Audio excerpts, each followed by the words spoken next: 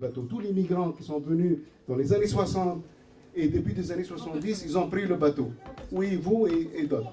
Maintenant, on revient à cette tradition, malheureusement, qui parfois elle est dramatique, parce qu'il y a aujourd'hui, dans les conditions de départ, il y a des gens qui perdent la vie, mais c'était l'origine. Et le Hadi Gilla, il a chanté une chanson qui s'appelle Babour Zammar, Shakil Bahar, Atab al-Zahar. Et vous allez l'écouter.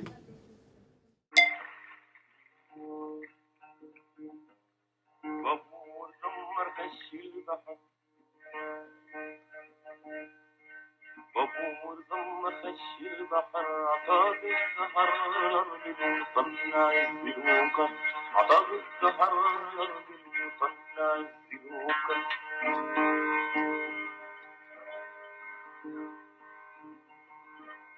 بابور زمر خش الغريب بابور زمر خش الغريب سالك غريب كده أرض غربة شي حريب بابور زمر خش الغريب بابور زمر خش الغريب سالك غريب كده أرض غربة شي حريب عطيب ظهر الوجه الصديق عطيب ظهر الوجه الصديق وقلبي الرفيق وجوه لهالي طب يا سفر أمور كدر أمور كدر وجوه لهالي طب يا سفر أمور كدر أمور كدر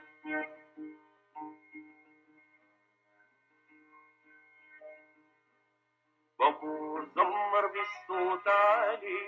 Je ne peux pas commencer cette réunion sans avoir une pensée à ce qui s'est passé à Toulouse. À Toulouse, il y a un fou criminel qui a commis un crime dont nous, migrants, sans papier ou avec des papiers, avec la nationalité ou sans la nationalité, les Arabes, les musulmans, vont payer le prix. Et vont payer le prix encore pour longtemps. Parce qu'on va être stigmatisé, c'est-à-dire montré par le doigt. C'est-à-dire qu'il s'appelle Mohamed, tous les Mohamed aujourd'hui sont des assassins pour eux. Donc c'est pour cela qu'on ne peut pas se passer sans parler aussi des victimes, des enfants, des victimes, des soldats qui sont aussi des Arabes, des musulmans.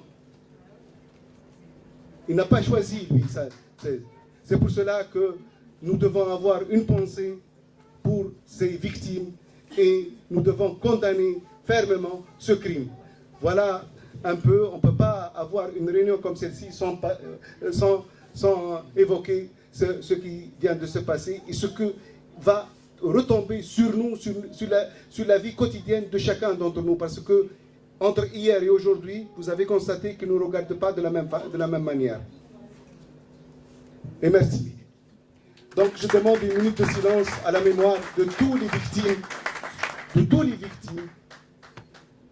du terrorisme et de l'injustice.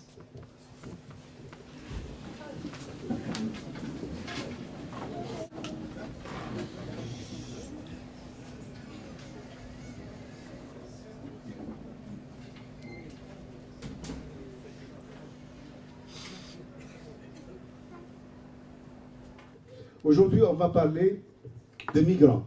On va parler de vous, bien sûr, des migrants qui sont ici, mais surtout aussi, on va parler de migrants que vous ne soupçonnez pas, des migrants qui sont là-bas, qui sont chez nous, les migrants de chez nous, parce que nous aussi, on a nos migrants. Et on a la chance d'avoir parmi nous 2 migrants de là-bas qui ont réussi à venir ici et qui ont vécu longtemps là-bas, spécialement au Maroc. Ils vont nous parler. Il y a Fabien Didier. Il est président du collectif des communautés subsahariennes au Maroc, une association de migrants qui défend les migrants subsahariens. Fabien Didier, je suis originaire du Cameroun. J'ai passé 10 ans de vie au Maroc. Je viens d'arriver récemment en France. Je suis en situation régulière, il faut peut-être le dire. Mais au niveau du Maroc, je suis le président du collectif des communautés subsahariennes au niveau du Maroc. C'est-à-dire des pays subsahariens qui sont au niveau du Maroc, et bien vrai au niveau du Maroc, comme vous le savez, comme le modérateur vient de le dire, il existe une chasse aux faciès, c'est-à-dire pour les autorités, c'est la guerre aux Noirs. Parce que forcément, il faut se le dire, il faut dire des choses comme ça se présente, qui bien évidemment demandent du travail et qui cherchent du travail au Maroc, partout au Maghreb, en Algérie, au Maroc, en Tunisie, mais on ne fait pas trop référence à cette catégorisation des migrants. Donc quand on dit migrants au Maghreb, c'est forcément les gens noirs qui viennent des pays de l'Afrique subsaharienne. Je suis l'auteur d'un livre intitulé « Migrants au pied du mur », qui retrace les récits des vies des subsahariennes, des personnes venant des pays subsahariennes. Vous voyez, ça c'est la version française. Actuellement, la traduction en arabe ne va pas tarder. D'ici décembre, on aura une version en arabe. Ce livre a été traduit en allemand. Voici la version allemande. Ça montre l'importance ou bien les véracités qui existent dans ce livre, cette initiative. C'est-à-dire quoi? Vous qui êtes devant moi aujourd'hui, vous dites, on ne peut pas revendiquer nos droits en France, en Europe, alors que nous, on ne reconnaît pas le droit des étrangers dans nos pays. Je pense que c'est pour cette position que nous sommes là ce soir, pour discuter de l'éventualité de la régularisation des personnes subsahariennes dans ces pays du Maghreb. Peut-être que je serai un peu long pour vous faire l'historique de notre pays. Je dis bien notre pays parce qu'aujourd'hui, le Maroc, c'est mon second pays. 10 ans de vie, celui qui va m'enlever ces 10 ans de vie au Maroc, je ne le connais pas. J'ai passé 10 ans de vie dans ces pays. J'ai vécu dans ces pays du nord au sud. Je disais chaque jour, je consommais marocain, je respirais l'air marocain, je vivais dans des maisons marocaines, je contribuais comme n'importe qui pouvait vivre au Maroc, malgré que le regard qu'on avait vis-à-vis de moi était toujours le regard d'un étranger, pas très différent du regard qu'on a aussi de vous et de moi actuellement ici en France. Mais en fait, le problème reste toujours le même, celui où on stigmatise l'étranger, où l'étranger est classé comme des personnes de seconde zone. Et nous pensons que le forum migration qui va se tenir à Oujda très bientôt sera une occasion en or où les synergies peuvent se développer, c'est-à-dire la coordination des sans-papiers ici en Europe, en France, à Bruxelles. On va se lever tous pour dire nous sommes tous des personnes en déplacement. Que ce soit des Marocains qui sont en France, que ce soit des Camerounais qui sont aux États-Unis, que ce soit des Français qui partent aux États-Unis, nous sommes tous en déplacement, nous avons tous les mêmes problèmes, nous avons tous les mêmes difficultés, nous avons tous les mêmes besoins. Et pour ce faire, il faudrait que le Maroc commence pour une première fois à reconnaître que ces gens qui sont sur son territoire, certes ils veulent aller en Europe, mais on peut aussi les régulariser. Parce qu'en fait, on ne peut pas demander les droits sans reconnaître les droits des autres. Merci, j'ai beaucoup bavardé. Je vous remercie. Merci pour la réunion. C'est bien, comme mon prédécesseur l'a répété tout à l'heure, c'est bien de faire beaucoup de collectifs et de faire beaucoup d'associations, mais il faudrait que nos combats soient unis. Il faudrait qu'on fuse ensemble. Parce que ce que les gens oublient, c'est qu'il n'y a pas de critères de régularisation. Il n'y a pas de loi de régularisation. On nous parle de 10 ans. Mais la lutte a fait aujourd'hui qu'il y a une dérogation pour une certaine norme. Pourquoi de cette dérogation, tout le monde n'en bénéficie pas? Mais il ne faudrait pas que nos combats soient dispersés. Parce que la politique de l'État, c'est quoi? C'est de disperser pour mieux régner. On a la CGT qui parle d'immigrants travailleurs, des sans-papiers travailleurs. Est-ce qu'il y a quelqu'un qui a quitté au bled pour venir pour dire qu'il ne travaille pas? Tout le monde est travailleur. On veut des papiers, on ne veut pas des papiers précaires. Des papiers qui sont conditionnés et qui ont du mal à être renouvelés. Non. On veut des papiers qui peuvent nous servir lorsqu'on a obtenu, on n'a plus besoin encore de se prendre la tête. Il faudrait que nous aussi, les sans-papiers. Le combat aille au-delà même des frontières, de la France seulement. Voilà pourquoi il a été mis en place la coalition internationale des collectifs des sans-papiers, que le groupe presque tous les collectifs de l'Union européenne. Donc cette marche-là, on lance l'appel à tout le monde, qui aura lieu le 2 juin jusqu'au 2 juillet, et il y a une demande de réception à la Commission européenne. Je vous remercie. C'est important, il faut retenir que c'est que partout on lutte, là-bas on lutte, ici on lutte, et on trouve les moyens de lutte, et les coordinations c'est pour trouver l'unité. L'unité c'est la force, et la force c'est la convergence des intérêts, et dans les convergences on trouve les solutions et on gagnera. Avant de passer au parler aussi de nous encore avec d'autres intervenants, je veux appeler M. Camille Sari. Donc travaillez pour vos peuples. Pour travailler pour vos peuples, préparez. Pourquoi vous restez dans des chamailleries d'enfants? Mais bon, il n'y a pas que... C'est pas seulement psychologique ou de nerveux, c'est aussi il y a des intérêts. Donc pour revenir au Maghreb, moi je dis, on peut avoir beaucoup de projets communs. Si le Maghreb est uni, on peut augmenter le taux de croissance de l'économie, c'est-à-dire on va créer plus de richesses. Savez-vous que l'Algérie exporte son gaz partout dans le monde sauf au Maroc, et le Maroc achète son gaz partout sauf à son voisin? Ça c'est encore les aberrations, vous savez. Bon, je dis qu'on a déjà obtenu un résultat. C'est qu'ils ont arrêté de s'insulter entre eux. Déjà c'est bien. Donc ils ont arrêté de s'insulter, de se lancer des pots de banane. Et donc déjà ils commencent à dialoguer. On a des intérêts communs. On n'est pas obligé de s'aimer, mais on va travailler ensemble sur des points communs. Et j'ai proposé de créer une monnaie commune. C'est pas la monnaie unique. Bon, je ne vais pas détailler. Tout ça, je l'ai expliqué dans les médias. La monnaie commune, c'est-à-dire que chaque pays garde sa monnaie. Il n'y a rien qui change. Les Tunisiens, ils ont leur dinar, les Algériens, ils ont leur dinar, les Marocains.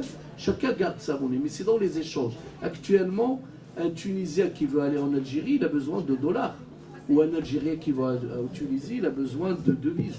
Donc tout ça, c'est quand même honteux que dans des pays comme ça, ils sont obligés de passer par des devises pour les exportations, les importations, tout ça.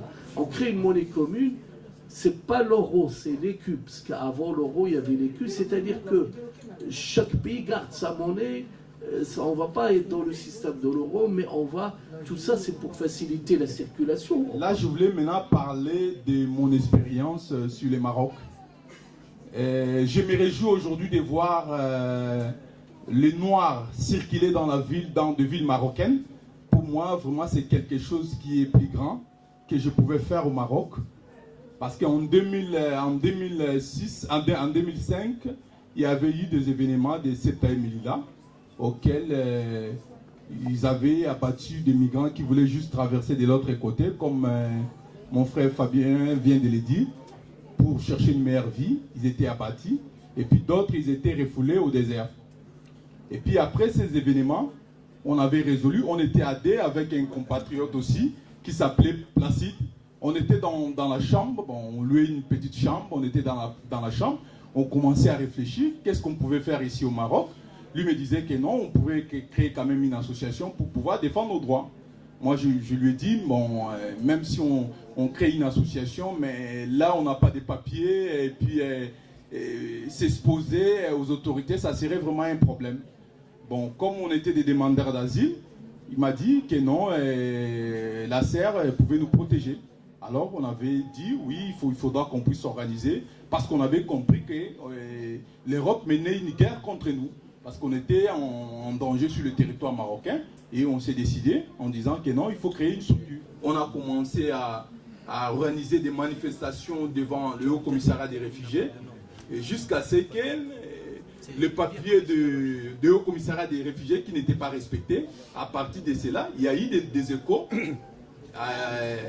Il y a eu des échos et puis le Maroc à l'époque commençait à subir des pressions des pays de l'Union européenne en lui disant de pouvoir reconnaître des réfugiés qui sont dans son territoire. Et c'est ainsi que le papier là qui n'avait pas d'importance, les papiers qu'on donnait les réfugiés, en ces moments-là, parce qu'au début, les policiers déchiraient cela. Et quand il y a eu des manifestations, et c'est de là où la police a commencé à respecter, parce qu'il y a eu des ordres qui étaient venus en haut. Alors, on les a dit, ça serait mieux quand même, il y a d'autres associations, que vous pouvez y aller et puis commencer à parler l'arabe pour s'intégrer. Au niveau des hôpitaux, à l'époque, en 2007, si un migrant tombe malade, et même un enfant, et qu'ils aillent dans des structures médicales pour se faire soigner, directement la police, le médecin appelle la police pour récupérer le patient, enfin, de le refouler. On a mené des actions avec des journalistes marocains et des journalistes internationaux qui étaient derrière nous. Il y a eu quand même un changement aux hôpitaux marocains. Aujourd'hui, on parle des migrants sans papier, ils peuvent aller se faire soigner sans problème. Par après, j'ai quitté le Maroc et je suis arrivé ici. Et la personne qui m'a accueilli ici, ce n'était pas un Congolais comme moi, c'était un Marocain, c'était Driss. Moi, j'étais chez Driss pendant 6 à 7 mois. Jusqu'à ce que j'ai eu ma place, j'ai quitté chez Driss pour faire voir qu'on est tous des Africains. Et s'il y a une solidarité entre nous, on pouvait quand même mener vraiment cette bataille. Je travaille, bon, j'ai une association auquel je suis président, les conseils des migrants. Et puis, il y a la plupart des Marocains, si on arrive à les arrêter, placer au centre de rétention, nous, on travaille en collaboration avec une association qui finance pour pouvoir payer les avocats. Et on a arrivé quand même à faire sortir 6 à 7 Marocains qui étaient enfermés dans le centre de rétention. Et puis nous, on avait pris des contacts avec les avocats et on les a rémunérés. C'est comme ça qu'on travaille. Et puis on avait aussi créé un réseau de solidarité entre les étrangers pour pouvoir accueillir de nouvelles personnes qui arrivent dans notre ville. C'est ça en grosso modo. Merci.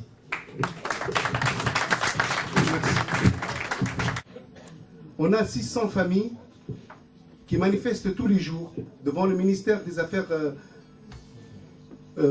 étrangères pour demander, vous avez tous entendu parler de la vague de migration de Lampedusa, 25 000 Tunisiens qui sont partis après la révolution, qui sont atterris à Lampedusa.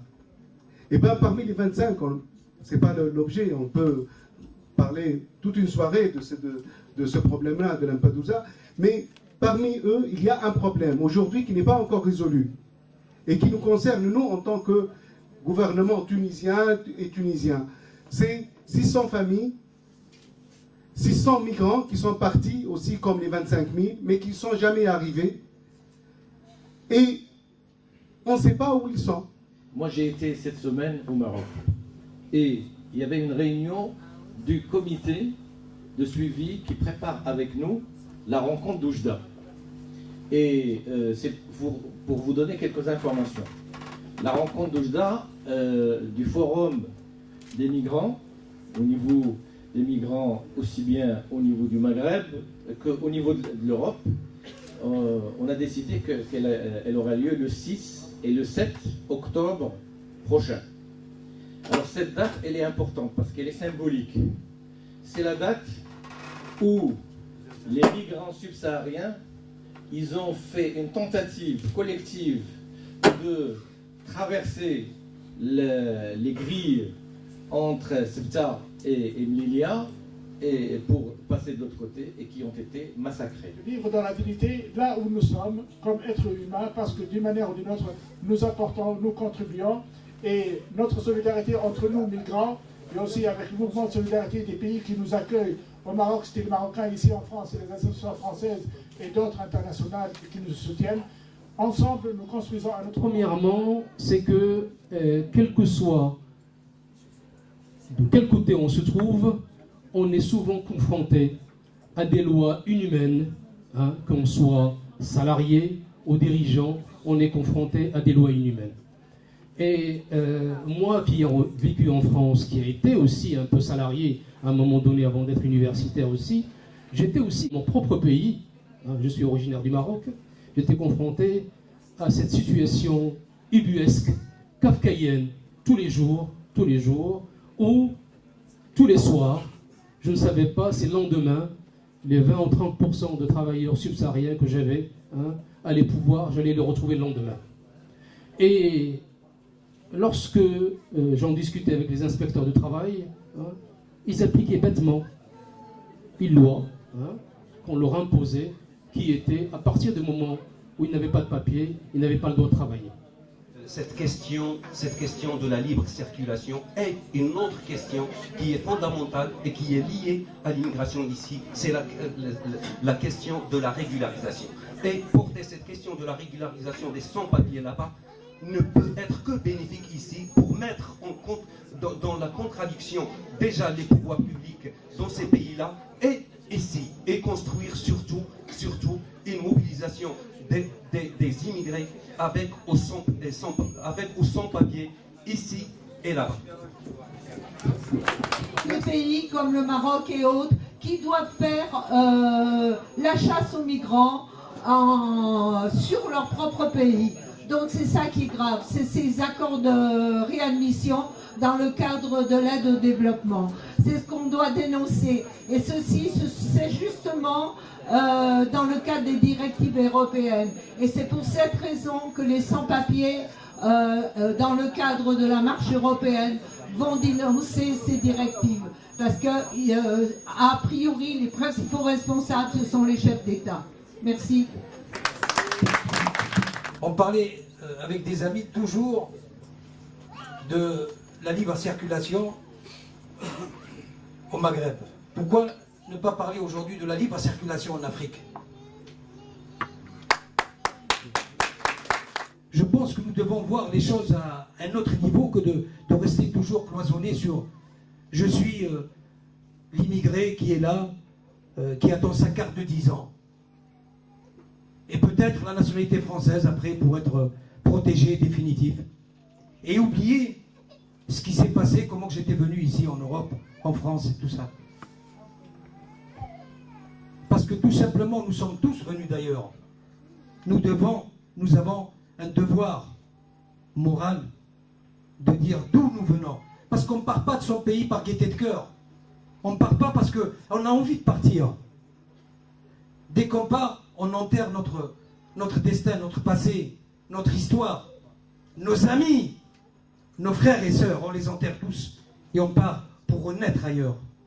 Ça, il ne faut pas l'oublier. C'est la phrase que j'attends et que je voudrais toujours porter dans ma bouche. La lutte continue. Tout s'arrache par le combat. Je vais vous dire une chose, je n'ai jamais cru aux lois, parce que les lois fabriquent les sans-papiers. Qu'on arrête de nous faire croire qu'il y a ceci, il y a cette loi, il y a ce titre de séjour. Pourquoi il n'y aurait pas du tout de titre de séjour et qu'on circule librement et qu'on s'installe librement, là où on veut? Qu'on arrête de nous faire croire justement que les lois sont pour nous. Au contraire, les lois fabriquent les sans-papiers et nous mettent dans cette situation de non-droit et d'inégalité. Il y a un proverbe qui dit « Ne me libérez pas, je m'en charge. La lutte continue. »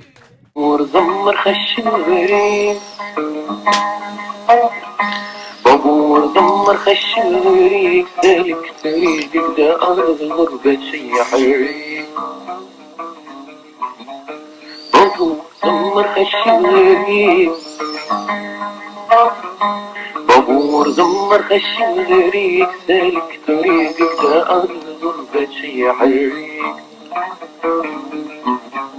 عطيب ضرور وجه صديق عطيب ضرور وجه صديق وقلبي الرفيق وجوه هالي طف يا صفر هموك ضرب هموك ضرب وجوه هالي طف يا صفر هموك ضرب هموك ضرب